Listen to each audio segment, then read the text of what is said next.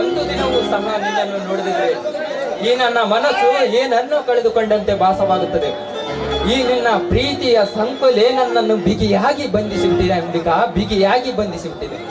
ಕ್ಷಣ ಕ್ಷಣಕ್ಕೂ ನನ್ನ ಮನ ನಿನ್ನ ಪ್ರೇಮದ ಪುಟದಲ್ಲಿ ಪ್ರೇಮದ ಪಕ್ಷಿ ತರ ಹಾರಾಡಬೇಕೆನ್ನುವ ಹಂಬಲ ನನ್ನ ಮನದಲ್ಲಿ ತುಂಬಿಕೊಂಡಿದೆ. ಅಷ್ಟೇಕೆ ಅವಸರ? ಈ ಹೆಣ್ಣು ಹುಟ್ಟಿ ಬಂದಿರುವುದೇ ನಿಮಗಾಗಿ. ನಿಮ್ಮ ಹೃದಯದ ಅಂದಿರದಲ್ಲಿ ಶಾಶ್ವತವಾಗಿರಲು ಕರೆದೊಡ್ಡಿದೆ ನನ್ನ ಮೇಲಾಗಿ ಈ ವಿಷಯಕ್ಕೆ ಭಯಪಡಲು ಕಾರಣವೇ ಇಲ್ಲ.